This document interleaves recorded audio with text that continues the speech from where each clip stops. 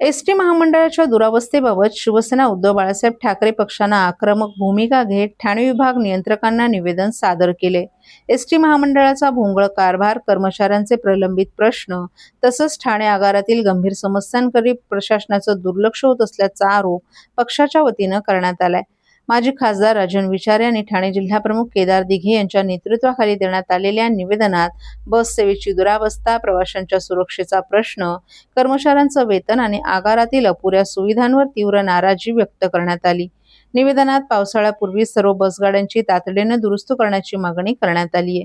Ticket दरवाढीमुळे सर्वसामान्यांवर अन्याय होत असल्याचा आरोप करत केंद्र सरकारने डिझेल खर्चावर अनुदान द्यावं, तसंच कर्मचाऱ्यांचं थकीत वेतन, महागाई भत्ते आणि वैद्यकीय भत्ते तातडीने द्यावेत अशी मागणी करण्यात आली आहे। प्रवाशांच्या सुरक्षेसाठी बस स्थानकांवर सीसीटीव्ही यंत्रणा बसवणं, ग्रामीण आणि शहरी भागात नवीन ई-बस आणि सीएनजी बस सेवा वाढवण्याची मागणीही करण्यात आली आहे।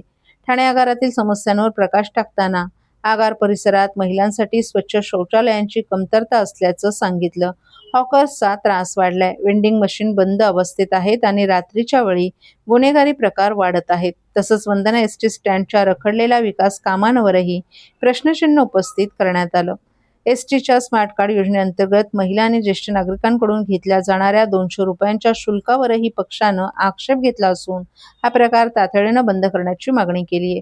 दरम्यान प्रशासनानं 15 दिवसात सकारात्मक पावलं उचलली नाही तर संपूर्ण ठाणे जिल्ह्यात अधिक तीव्र स्वरूपाचं आंदोलन छेडण्यात येईल असा इशारा शिवसेना उद्धव बाळासाहेब ठाकरे पक्षाच्या वतीनं देण्यात आलाय।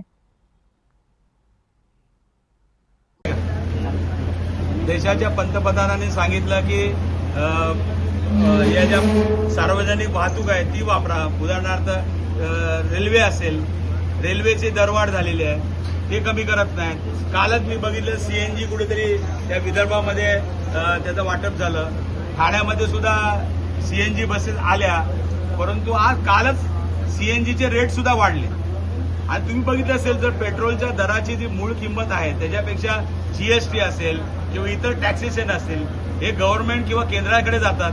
त्यातले जर पैसे मला वाटतं हे करून ह्या प्रवाशांना जर सुविधा देण्याचा प्रयत्न केला तर मला वाटतं नक्की त्यातून मार्ग निघेल। परंतु त्यांना मार्ग काढायचा नाही, कारण त्यांना दौरे करायचे, हे सर्व पैशाची उधळपट्टी करायची, त्यामुळे सर्वसामान्य नागरिकांसाठी त्यांना वेळ नाही आणि सर्वसामान्यांना दिलासा देणारा जे काही निर्णय आहेत ते घेण्यासाठी सुद्धा त्यांच्याकडे वेळ नाही। आणि म्हणून हे सरकारला मला वाटतं खाली खेचण्याची गरज आहे।